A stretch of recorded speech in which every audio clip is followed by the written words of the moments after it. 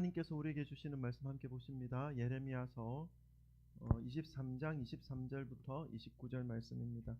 구약 1088페이지 근처에 있습니다. 예레미야서 23장 23절부터 29절, 우리 한 절 한 절 교독하고 마지막 절 합독하겠습니다. 제가 먼저 읽습니다. 여호와의 말씀이니라. 나는 가까운 데 있는 하나님이요 먼 데 있는 하나님은 아니냐. 여호와의 말씀이니라. 사람이 내게 보이지 아니하려고 누가 자신을 은밀한 곳에 숨길 수 있겠느냐.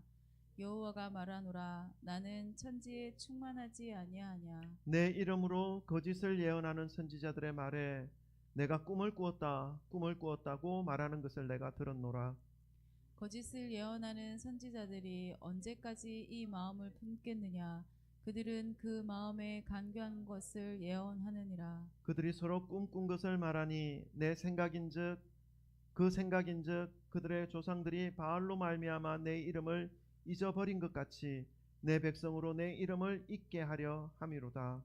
여호와의 말씀이니라. 꿈을 꾼 선지자는 꿈을 말할 것이요 내 말을 받은 자는 성실함으로 내 말을 말할 것이라. 겨가 어찌 알곡과 같겠느냐. 다 같이 읽습니다.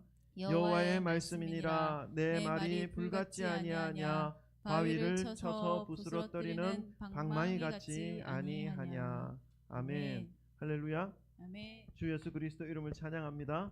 아멘. 8월 말이 이제 코앞인데 왜 이렇게 덥죠? 잠자리 들 때는 조금 시원해질 때도 이제 된 것 같은데 여전히 에어컨 30분 세팅해 놓고 선풍기 2시간 맞춰 놓고 이렇게 잠을 자야 하는 오늘 현실입니다. 어제도 그렇게 잤는데 여러분 그렇게 안 주무십니까? 우리는 에어컨 30분 세팅해 놓고 그리고 2시간 선풍기 맞춰 놓고 이렇게 잠을 자면 이제 그 시간 안에 우리는 잠들거든요. 여전히 덥습니다. 그러나 여러분, 하나님의 시계는 변함없이 지금 흘러가고 있습니다. 신실하신 하나님의 그 섭리 속에서 이제 자연은 순응하며 머지않아 우리의 코끝에 쌀쌀함을 느낄 수 있는 그런 계절이 다가올 것입니다. 저와 여러분을 향하신 하나님의 마음과 사랑은 늘 변함이 없고 신실하다는 것을 계절의 이 변화를 보면서 깨닫게 됩니다. 아직 더위가 남아있다고 해서, 아직 우리 주변에 어려움이 존재하고 있다고 해서 이 더위가 계속해서 이어질 거야, 이 어려움이 계속해서 끝나지 않고 계속되어질 거야 라고 하는 이런 생각은 여러분 멀리 던져버리시기 바랍니다. 하나님의 신실하심 앞으로 매일매일 나아가셔서 하나님이 인도하시고 하나님이 해주시는 그 은혜를 경험하시기를 주님의 이름으로 축복합니다. 우리 오늘도 우리 함께 하나님께로 나온 지체들에게 사랑 고백 나누시고 말씀 받겠습니다. 우리 돌아보시면서 사랑합니다, 축복합니다, 잘 오셨습니다. 오늘 이병욱 성도님 정말 반가워요. 그리고 우리 박영희 성도님, 이현복 성도님 감사합니다. 이렇게 다 나오셔서 너무 좋네요. 할렐루야. 아멘. 좋습니다. 네. 아멘. 네. 감사합니다. 신문 기사를 검색하다 보니까 재미있는 기사를 하나 발견할 수 있었습니다. 그래서 잠깐 소개하려고 하는데요. 올해 2월 달에 벌써 나왔네요. 네.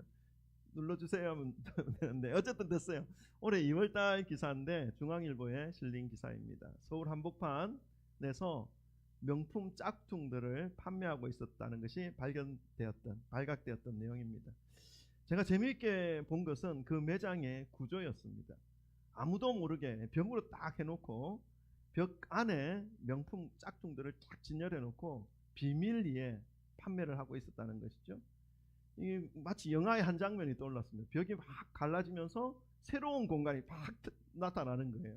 버튼을 누르면 아마 벽이 휙 돌아갔을까?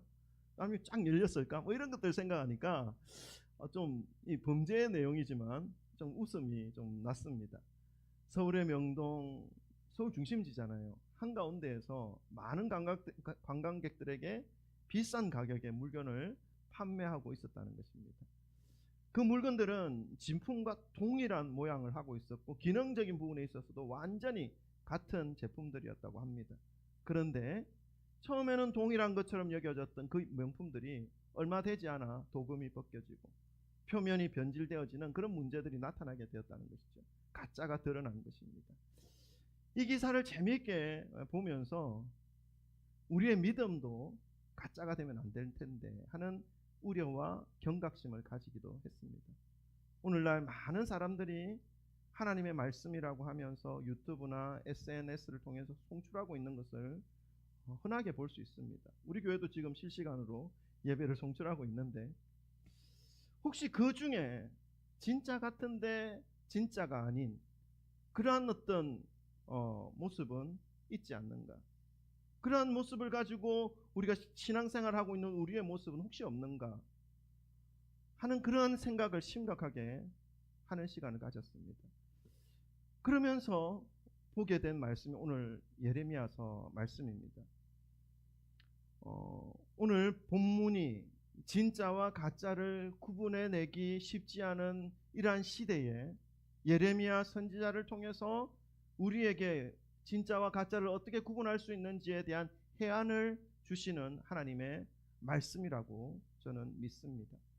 오늘 말씀을 통해서 수없이 넘쳐나는 하나님의 말씀이라고 하는 그러한 말씀 중에 정말 진리인지 아니면 진리에서 벗어난 말씀인지를 구분해낼 수 있는 그러한 기준을 가지시는 저와 여러분, 우리 모든 성도님들 되시기를 주님의 이름으로 축복합니다. 예레미야 선지자는 제가 몇 번 설교 시간을 통해서 배경에 대해서 말씀을 드렸는데 예레미야 선지자가 살아가던 그 시대는 이제 유다 나라가 멸망하는 그러한 시기의 선지자였습니다. 그러니까 유다 나라가 바벨론에 의해서 멸망당하는 그 모든 과정들을 다 지켜보면서 하나님의 마음을 전하며 죄악에서 돌아서서 하나님께 나와라. 그렇지 않으면 이 나라가 멸망할 것이라고 하는 그러한 예언을 한 그러한 선지자죠. 그러나 동시에 하나님의 그 회복에 대한 메시지도 이 예레미야 선지자는 유다를 향해서 선포합니다. 그들의 죄악으로 말미암아 여호와를 떠난 것으로 인해서 이 나라가 멸망하지만 70년 후에 다시 하나님께서 회복시키시겠다라고 하는 그러한 예언까지 예레미야는 합니다. 어쨌든 그 모든 과정을 보면서 하나님의 마음을 전한 선지자였죠. 당시 유다 나라의 상황을 살펴보면요, 멸망 직전에 있는 나라입니다. 그러니까 얼마나 나라가 혼란스럽겠습니까? 정치적으로나 경제적으로나 영적으로나 너무나 많은 혼란 가운데 있었기 때문에 어떤 행동을 해야 할지 모르는 그런 불안함이 그 백성들 속에 자리 잡고 있었던, 사로잡고 있었던 그런 시대였죠. 그러한 시대가 되면 이 세상 그 시대 안에 어떤 일이 벌어집니까? 영적으로 훌륭하다, 영적으로 뛰어나다라고 하는 사람들이 곳곳에서 일어납니다. 내 말 들어라, 내 말 들어라.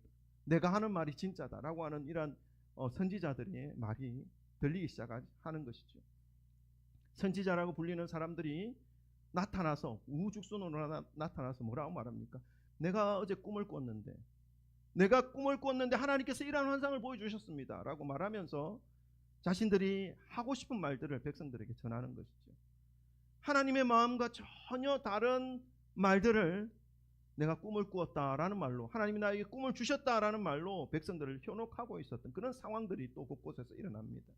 이런 모습을 보면서 하나님께서 뭐라고 말씀하십니까? 오늘 본문 말씀 26절 27절부터 먼저 좀 보겠습니다.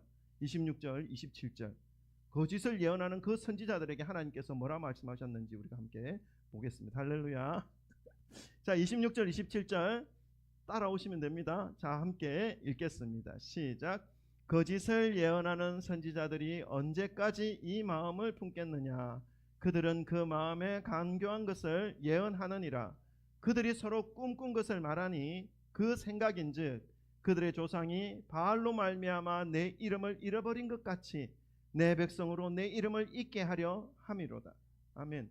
이런 거짓 선지자들의 그런 꿈에 대한 이야기가 품고 있는 문제가 무엇이라고 말씀합니까? 그것은 백성들이 하나님을 잊게 만드는, 그러니까 자기가 꿈꾼 얘기를 함으로 인해서 자기의 말을 퍼뜨리는 것으로 인해서 정작 하나님에 대한 마음은 잊게 만드는 그러한 일을 저지른 것이죠. 그것이 문제인 것이죠. 마치 하나님의 말씀을 자신의 말로 바꿔치기 해서 도적질한 그러한 행위라고 성경은 말씀하고 있습니다. 하나님이 주지도 않은 말씀을 하나님의 이름으로 전하고 있었고, 그 결과 백성들이 진짜 하나님을 잊어버리게 만들었던 것이 바로 이 행위의 큰 문제점인 것입니다. 바로 이런 상황에서 하나님께서 예레미야에게 말씀합니다. 이제 이 백성들에게 이 가짜와 진짜를 구분할 수 있는 기준을 네가 선포해라 는 말씀을 합니다. 이 백성들이 참으로 무엇을 가지고 이 많은 메시지들을 구분해낼 수 있을 것인가 하는 것에 대한 기준을 말씀해 주는 것이죠. 그래서 하나님께서는 예레미야를 통해서 거짓과 진실을 분별할 수 있는 분명한 기준을 제시해 주는데, 오늘 이 기준에 대한 세 가지를 우리가 함께 살펴보기를 원합니다. 첫 번째로는요, 하나님은 언제나 우리와 함께 계신다는 사실을 분명히 알 때 거짓을 구분해낼 수 있습니다. 우리 23절을 읽겠습니다. 23절 다 같이 읽어보십시다. 시작. 여호와의 말씀이니라 나는 가까운 데 있는 하나님이요 먼 데 있는 하나님은 아니냐 하면, 이 말씀의 의미는 뭐냐면, 나는 가까이 있는 하나님이면서 동시에 온 세계 가운데 온 세계 가운데 임하시는 하나님이다. 그러니까 가까운 데 임할 뿐만 아니라 온 천지 만물을 주관하시는 분이 바로 여호와 하나님이라는 사실을 말씀하고 있는 것입니다. 거짓 선지자들의 이 말들을 잘 분석하고 살펴보면요, 뭐라고 말하냐면, 그들은 하나님이 마치 멀리 계신 것처럼, 가까이는 없고 멀리에만 있는 것처럼, 그래서 이 백성들이 하나님 앞에 다가가기에는 너무 멀어서, 너무 멀리 있어서 다가갈 수 없어서 자신들처럼 어떤 영적으로 뛰어난 존재, 어떤 영적인 특권층의 모습으로 특권층들에게 꿈이라는 그러한 매개체로 백성들에게 해야 할 말씀들을 주신 것처럼 자신들의 어떤 메시지의 당위성을 만들어가고 있는 그런 모습들을 하고 있는 것이죠. 현혹하고 있는 모습입니다. 자신들이 하나님과 사람 사이에 특별한 중재자인 것처럼 행동하고 있는 것이죠. 여러분 잘 기억하셔야 됩니다. 신앙생활 할 때 있어서 우리에게 있어서 하나님과 우리 사이에 유일하신 중재자는요, 어떤 인간도 아닙니다. 오직 예수 그리스도라는 사실을 기억하시기 바랍니다. 예수 그리스도만이 우리의 기도를 하나님께로 상달하고요, 물론 삼위일체 다 포함됩니다. 성령님도 포함됩니다. 그러나 그 중간에 인간이 들어가게 되면 거짓입니다.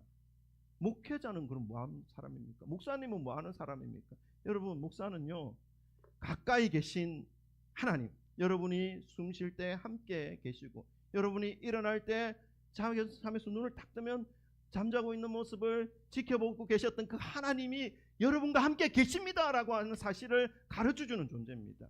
그래서 여러분이 직접 하나님과 함께, 하나님과 연합해서 살아갈 수 있도록 돕는 존재, 그 존재가 바로 목회자입니다. 어떤 중간에 어떤 영적인 매개체가 되어서 신령한 존재가 아닙니다. 물론 영적으로 뛰어난 그러한 모습을 가지고 하나님 앞에 서 있는 그러한 존재인 것은 분명합니다. 그러나 역할은 그 매개체가 아니라 여러분과 하나님과 함께 하나 될 수 있게 하는 것을 도와주는 존재. 여러분 이해가 가십니까? 그러한 존재라는 사실을 기억하시기를 주님의 이름으로 축원합니다. 두 번째는요, 첫 번째 거짓과 진실을 구분해내는 기준, 첫 번째는 뭐라고 말씀드렸습니까? 하나님이 우리와 함께 가까이 있다라는 사실, 그것을 늘 기억하는 것. 하나님 멀리 계시고 너무 초월적인 존재라서 어떤 매개체가 필요하다라고 생각하는 그 자체가 안 된다, 거짓이다라는 사실입니다. 기억하시기를 바랍니다. 두 번째는요, 꿈과 말씀의 차이를 알아야 거짓을 구분할 수 있습니다. 꿈과 말씀의 차이를 알아야 됩니다. 거짓 선지자들, 오늘 본문 말씀에 나오는 거짓 선지자들은 뭐라고 말합니까? 내가 꿈을 꾸었다라고 하는 이러한 말들을 하면서 자신의 상상과 욕망을 꿈이라는 포장지에 싸서 사람을 현혹하는 것이죠. 하나님이 나에게 이런 꿈을 꾸게 하셨다라는 그러한 말로 포장해서 자신들의 어떤 상상과 욕망의 당위성을 만들어버리는 것이죠. 여러분 성경을 보면 물론 하나님께서 때때로 꿈을 통해서도 말씀해 주시는 것을 볼 수가 있습니다. 그러나 하나님이 주시는 그 꿈과 이 거짓 선지자들이 내가 꿈을 꾸었다라고 말하면서 말하는 이 꿈에 대한 것들은 하나님이 보여주신 것과 다릅니다. 각자 자신의 생각과 마음에서 나온 그러한 것들인 것이죠. 하나님의 뜻과는 다르다는 것입니다. 그들의 모습을 보면서 하나님이 뭐라 말씀하십니까? 오늘 28절입니다. 우리 한번 읽어보십시다. 다 같이 읽어보십시다. 시작. 여호와의 말씀이니라. 꿈을 꾼 선지자는 꿈을 말할 것이요 내 말을 받은 자는 성실함으로 내 말을 말할 것이니라. 그가 어찌 알곡과 같겠느냐. 아멘. 여러분, 이 말씀의 의미가 다가오십니까? 꿈을 꾼 선지자는 꿈을 말할 것이요 내 말을 받은 자는 성실함으로 하나님의 말씀을 말할 것이라. 어찌 알곡과 겨가 같겠는가? 그럼 겨는 뭡니까? 겨는 꿈이죠. 알곡은 무엇입니까? 하나님의 말씀입니다. 여러분, 혹시 어젯밤에 꿈꾸신 게 있습니까? 꿈을 꾸셨습니까? 기억나십니까? 어렴풋하게. 좋습니다. 그럼 3일 전에 혹시 꿈 꾸셨습니까? 꿈을 꾸신 것이 있습니까? 좋습니다. 일주일 전에 꾸신 꿈, 한 달 전에 꾸신 꿈, 물론 꿈을 꿨겠죠. 근데 기억하는 꿈이 별로 없을 겁니다. 하루만 지나도 꿈은 희미하게 생각 속에서 무슨 꿈을 꿨더라? 생각 속에서 그냥 사라지는, 희미해지는 그런 존재가 되는 것이죠. 그러나 여러분, 1년이 지나도 10년이 지나도 100년이 지나도 1000년이 지나도 만년이 지나도 변함없는, 변질되거나 사라지지 않는 존재가 있습니다. 그건 뭡니까? 여호와의 말씀입니다. 이사야서 40장 8절에 이런 말씀합니다. 풀은 마르고 꽃은 시드나 여호와의 말씀은 영원하다 말씀하고 있습니다. 여호와의 말씀이 영원하다는 말씀은 여호와의 말씀은 반드시 이루어지고 신실하게 이루어진다라는 것을 의미하는 것이죠. 오늘날에도 많은 사람들이 자신의 생각이나 감정을 하나님의 뜻인 것처럼 포장해서 주장하는 사람들이 많습니다. 저에게도요, 권사님이라고 하시는 분들이 메시지를 보내주십니다. 어떤 메시지를 보내냐면요, 유튜브 링크를 보내주는데 자칭 꿈을 꾸고 하나님의 직접적인 계시를 받았다라고 하는 그런 사람들의 설교 내용 저한테 보내주십니다. 그럼 저는 그걸 듣고 그냥 듣고 한 귀로 듣고 한 귀로 흘립니다. 근데 좀 안타까운 거죠. 평생을 신앙생활을 했다고 하시는 분들인데 하나님의 말씀을 부여잡고 정말 이 말씀이 내 삶 가운데 가장 기준이라고 하는 이러한 정말 철저한 그런 신앙에 대한 모습은 보여주지 아니하고 이리 흔들렸다 저리 흔들렸다라고 하는 그런 모습으로 보여주는 그 모습을 볼 때요, 제가 참 안타깝습니다. 여러분, 신앙을 생활이 오래가면 오래갈수록 우리가 붙잡아야 할 것은요, 꿈과 환상보다 여호와의 살아계신 말씀이라는 사실을 여러분 기억하시기를 주님의 이름으로 축원합니다.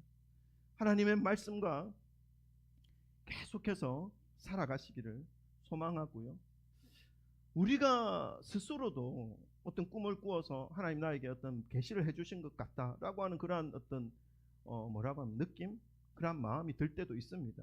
그러나 우리가 생각해야 될 게 있습니다. 하나님이 주시는 생각이라고, 하나님이 주시는 계시라고 여기기 전에 먼저 그 꿈의 내용이 하나님의 그 말씀의 맥락과 일치하는가, 하나님의 말씀의 맥락과 부합되는가, 이것을 먼저 살펴야 됩니다. 근데 그것과 부합되지도 않고 그것과 맞지도 않는데 계속해서 하나님 주신 그런 메시지다라고 말하면요, 결국 자기의 생각을 주장하는 것밖에 되어지지 않습니다. 하나님의 말씀의 뜻과 부합하다면 그 의미를 더 깊이 새기시고, 그러나 부합되지 않는다면 미련 없이 버리시기를 주님의 이름으로 축원합니다. 하나님의 말씀과 함께 매 순간 살아가게 되면 무엇이 진짜인지 무엇이 가짜인지를 분명하게 구분해낼 수가 있습니다. 그러한 신앙생활을 살아가시기를 주님의 이름으로 축복합니다. 가장 중요한 건 뭐냐 하면 말씀입니다. 하나님의 말씀. 그래서 말씀을 읽으시다가 이 말씀의 내용이 이해가 안 된다, 그렇게 하실 때 저에게 카톡 보내시거나 전화를 하시거나 하면 제가 기쁜 마음으로 밤을 새서라도 그 내용의 의미가 무엇인지를 제가 모르는 부분이라면 연구를 해서 또 알려드리는 것이 더욱더 큰 기쁨입니다. 그렇게 신앙생활 하시기를 소망합니다. 세 번째입니다. 마지막. 진짜와 거짓을 구분해낼 수 있는 기준. 첫 번째 뭐라고 그랬죠? 하나님이 나와 함께 계신다. 가까이 계신다. 멀리 계신 분 아니다. 그래서 중간에 누군가가 들어가야 되는 그런 게 아니다. 하나님은 나와 직접 대면하기를 원하시고 나를 직접 보고 계시고 나와 함께 계시고 내가 먹을 때 내가 무슨 일을 할 때 같이 계신다는 사실을 늘 기억하는 것. 중간에 누군가 개입하는 아니다라는 사실. 두 번째는요. 꿈과 말씀을 구분해내는 것. 말씀을 좀 알아야 되겠죠. 말씀을 계속 좀 봐야 되겠죠. 묵상해야 되겠죠. 세 번째는요. 하나님의 말씀의 능력을 인정하는 것입니다. 하나님의 말씀의 능력을 인정하는 것으로 진실과 거짓, 진리와 거짓을 구분해낼 수 있습니다. 우리 29절 말씀 읽을까요? 29절 다 같이 읽습니다. 시작. 여호와의 말씀이니라 내 말이 불같지 아니하냐 바위를 쳐서 부스러뜨리는 방망이 같지 아니하냐 하면 오늘 이 말씀을 보면요. 하나님께서 하나님의 말씀을 두 가지로 비유를 하셨습니다. 무엇과 무엇입니까? 불같지 아니하냐 내 말이 방망이 같지 아니하느냐. 불과 방망이로 비유하셨습니다. 여러분 여호와의 말씀이 하나님의 말씀이 불과 같다라고 한다면 어떤 의미이겠습니까? 우리가 불을 한번 생각해 보시죠. 불은 뭔가 태울 수 있습니다. 뭔가 불필요한 것들을 모두 태워 없애버립니다. 쓰레기를 태우고 불순물을 제거하는 것이 불이죠.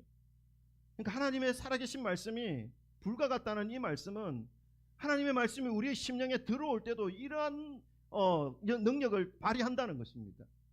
불같은 하나님의 말씀이 우리 안에 있는 온갖 더러운 것들, 죄악된 것들, 우리의 인생을 좀먹게 만드는 그런 모든 것들을 어떻게 해요? 태워 없애버린다는 것입니다. 그래서 하나님의 그 불 대신 하나님의 말씀이 우리에게 임할 때에 하나님의 말씀이 우리를 찌르고 우리를 마음을 쑥 아프고 왜냐하면 우리에 있는 더러움을 들추어내실 때에 참 고통스럽죠. 때로는 좀 피하고 싶죠. 때로는 도망치고 싶기도 하죠. 그리고 내가 그 더러움을 은근히 즐기고 있다면 내가 더러움을 은근히 사랑하고 있다면 그 더러움에 대하여 하나님의 말씀이 불로 임할 때 태워 없애버리게 되는 그런 상황이 맞닥뜨려지면 어떻습니까? 슬픔도 느낍니다. 이거 어떡하지? 그래서 도망치기도 하죠. 그러나 여러분 불 대신 하나님의 말씀 앞에 도망치지 마시고 더욱 가까이 가는 것이 바른 신앙생활의 모습입니다. 그리고 거짓을 구분해낼 수 있는 방법입니다. 도망치기 시작하면요 진리를 발견할 수 없습니다. 거짓에 흔들리고 거짓에 미혹되어 버릴 수밖에 없습니다. 왜요? 진리를 정확하게 알지 못하니까요. 거짓을 구분해낼 수 있는 방법, 불 대신 여호와 하나님의 말씀 앞에 도망치지 않는 것. 나를 더러움을 소멸하고 더러움을 불태워 버리실 때에 아프고 슬프고 안타깝더라도 하나님의 말씀 앞으로 더 가까이 가는 것, 하나님의 말씀의 능력을 인정하는 것입니다.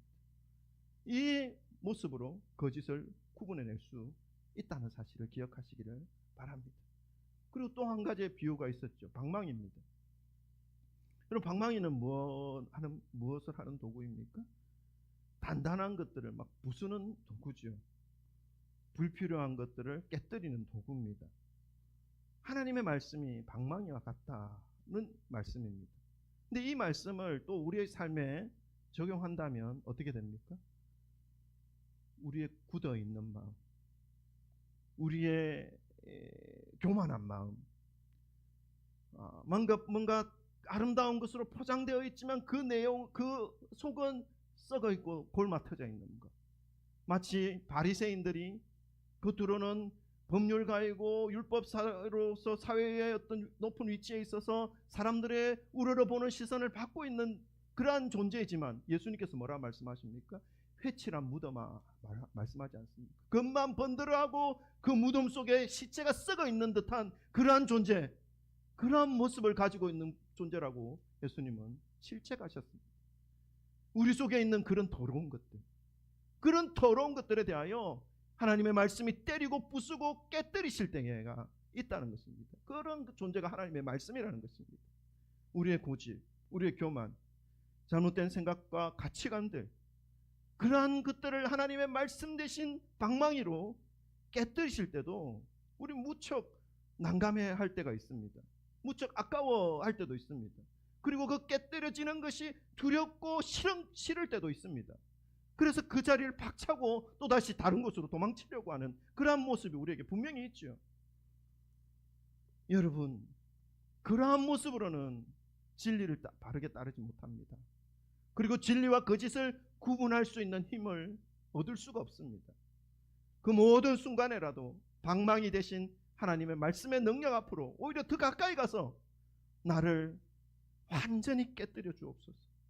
나의 모든 교만과 더러움과 고집과 아집을 산산조각 내어 주십시오. 그래서 하나님의 그 뜻이 무엇인지를 알 수 있게 해 주십시오라고 하는 그러한 마음으로 하나님의 말씀을 받아들이는 것.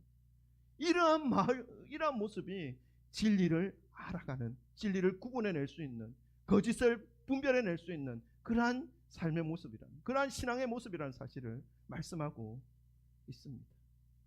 거짓 선지자들의 말은요, 듣기는 달콤합니다. 그러나 사람을 변화시키는 능력은 없습니다. 위로는 해줍니다. 그러나 죄에서 건져내는 힘은 없습니다. 살아계신 하나님의 말씀은 그와 다릅니다. 때로는 우리를 불편하게 만들고 때로는 우리를 아프게 하실 수는 있지만 바로 그러한 시간들을 통해서 우리를 더욱더 정금같이, 더욱더 깨끗하게, 더욱더 진리와 함께 연합하여 살아갈 수 있는 존재로, 하나님의 그 거룩한 백성으로 만들어가는 그러한 과정이라는 사실을 우리에게 가르쳐주고 있습니다. 앞부분의 서두에서 신문기사의 내용을 제가 인용했는데요, 그 신문기사 내용에 나타난 그 가짜 명품들, 짝퉁들, 너무나 정교해서 마치 진품처럼 여기며 사람들은 의심 없이 고가의 돈을 주면서 많이들 사가는 그 짝퉁들. 하지만 시간이 지나면서 진실이 드러나죠. 실밥이 풀리고 색이 바래고 결국 가짜라는 것이 명백해지는 것입니다. 우리 신앙도 마찬가지입니다, 여러분. 진짜와 가짜는 시간이 지나면 구별됩니다.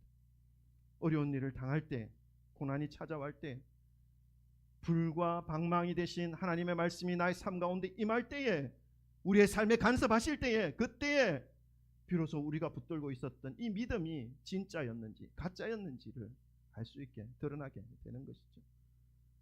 좋은 말, 달콤한 말, 위로를 주는 말만 찾아다니는 것은 참으로 쉽습니다. 하지만 그것이 우리를 진정으로 변화시킬 수는 없습니다. 진짜 하나님의 말씀은 때로는 우리를 불처럼 태우시기도 하고 방망이처럼 부스러뜨리기도 합니다. 그래서 고통스러울 수 있지만 그때에야말로 우리가 생명의 길로 가고 있는 길이라는 사실을 말씀하고 있습니다. 그러면 우리가 이 하나님의 말씀, 불 되시고 방망이 되신 이 하나님의 말씀, 그리고 하나님이 우리와 가까이 계시는 분이다, 그리고 꿈과 진리의 말씀을 구분해낼 수 있는 이러한 모든 것들을 어떻게 우리의 삶 속에 적용하고 실천할 수 있겠습니까? 그것은 이제 제가 세 가지 분야에서 좀 묵상을 했는데, 첫 번째는 가정입니다. 가정에서 우리가 하나님의 이 말씀을 어떻게 실천할 수 있을까 하는, 적용할 수 있을까 하는 것이죠. 그것은 말씀이 우리 집의 방향키, 나침판이 되어야 한다라는 것입니다. 그래서 우리 가정에 우리 자녀들이 있지 않습니까? 근데 자녀들을 우리가 뭐 도시락 다 싸들고 그들을 따라다닐 수 없어요. 한 명이면 그 어떻게든 가능하겠지만 우리 세 명이면 우리 둘이라서 한 명은 또 놓치거든. 못합니다.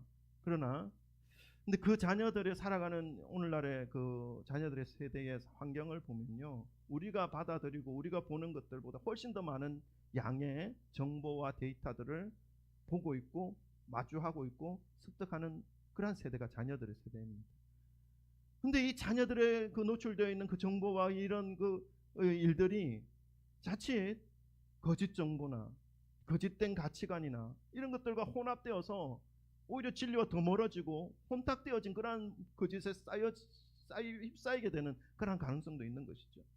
그럴 때 우리가 우리의 생각과 기준이 하나님의 말씀이 된다면 자녀들의 삶은 더욱 안정되며 거룩하며 하나님의 기뻐하시는 삶의 모습으로 생각하고 말하고 행동할 수 있으리라 믿습니다.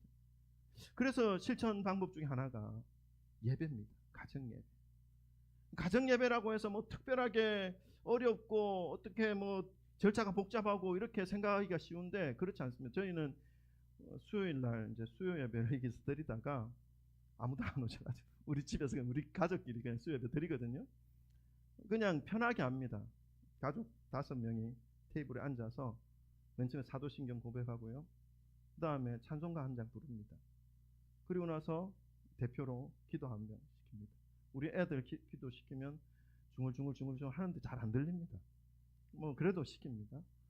그리고 나서 말씀 한 절 내지 뭐 한 본문 길게 할 필요 없고요. 뭐 잠언이나 시편 말씀 중에 하면 괜찮습니다. 어디를 선택하셔도 괜찮습니다. 그 말씀 읽고 같이 그리고 그 말씀이 하나님이 뭐라고 말씀하시는지 좀 깊이 묵상합니다. 묵상할 때 부모님들은 어떤 주석이나 어떤 참고되는 책들을 가지고 좀 보셔도 됩니다. 왜냐하면 다른 데로 빠져나가면 안 되니까. 그리고 나서 서로 이제 나눕니다. 나눌 때는 이 말씀을 가지고 나누는데 각자의 삶에 대한 그런 부분도 자연스럽게 나누어집니다. 요즘 내가 이런 고민이 있고 이런 일이 있는데 어떻게 될지 모르겠다. 이런 일들이 말씀과 조금 동떨어졌는데 그냥 자녀들이 그렇게 말하는 경우가 있습니다. 그럴 때 우리가 믿음 안에서 또 말해줄 수도 있고 그렇게 하는 것으로 인해서 가정 예배 속에서 하나님의 말씀이 세워지는 것이죠. 가정에서는 하나님의 진리의 말씀이 가정 예배로 적용하는 것이 중요하다라고 말씀드릴 수가 있습니다. 두 번째 직장은요. 직장인데 직장 생활을 하다 보면 저도 이제 직장 생활을 한 10년, 11년 정도 했거든요. 하고 목회로 들어서서 지금 한 16년째 하고 있는데 직장 생활을 하다 보면 때로는 거짓이 진실처럼 포장되어지는 경우가 종종 있습니다. 숫자를 조작하거나 불이한 어떤 방법으로 성과를 좀 나타내려고 하는 그런 모습들이 비춰질 때가 있습니다. 그럴 때 우리가 당장은 좀 불편하고 손해보는 것처럼 보여도 하나님의 말씀을 따라서 우리가 정직하게 행동할 필요가 있습니다. 그것이 어쩌면 뭐 몽둥이로 맞는 그런 것 같은 불편함을 느낄 수 있는 그런 시간과 그런 장소일 수 있습니다. 그러나 정확하게 하나님의 말씀을 따라서 정직하게 살아가는 것이 직장에서 우리가 해야 할 모습이라는 사실을 우리가 알 수가 있습니다.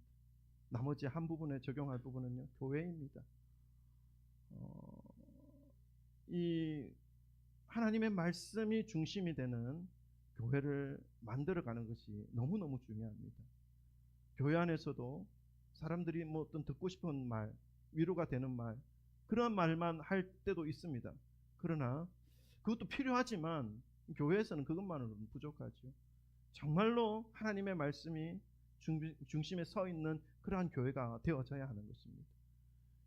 뭐 설교를 통해서나 아니면 교제를 통해서나 그러한 어떤 시간들을 통해서 우리가 위로를 받고 그게 어떤 은혜를 받고 여기에도 중요하지만 가장 중요한 우리의 마음의 자세는 뭐냐면 하나님의 말씀 앞에 내가 순종하겠다라고 하는 그러한 자세로 교회 안에서의 신앙을 세워가는 것이 너무너무 필요한 것이죠.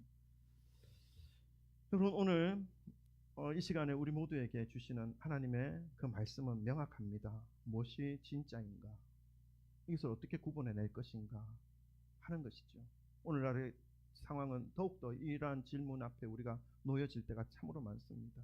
넘쳐나는 홍수와 같은 정보 속에서 참과 거짓을 비단 설교뿐만 아니라 넘쳐나는 그 정보 속에서 참과 거짓을 구분해낼 수 있는 그러한 힘과 그러한 분별력이 내 속에 있는가 하는 질문을 던지게 되는 것이죠. 하나님의 말씀으로 가정을 세우시고 직장에서 정직함으로 직장에 맡겨진 소임을 감당하고 또 하나님의 말씀을 세워가는 우리의 거룩한 교회 공동체가 되어져야 우리가 살아가는 삶 속에서 하나님의 뜻을 분별하며 주님의 뜻을 따라 살아갈 수 있다라고 분명하게 말씀하고 있죠. 그 세 가지 기준 오늘 기억하시기를 주님의 이름으로 축원합니다. 어디에 있든지 어느 곳에 있든지 그 세 가지 하나님이 나와 가까이 있다. 꿈과 말씀에 분별할 수 있는 힘, 말씀했던 능력을 의지하는 것, 그것이 너무너무 중요하다는 사실을 기억하시기를 주님의 이름으로 축원합니다. 우리 기도합시다.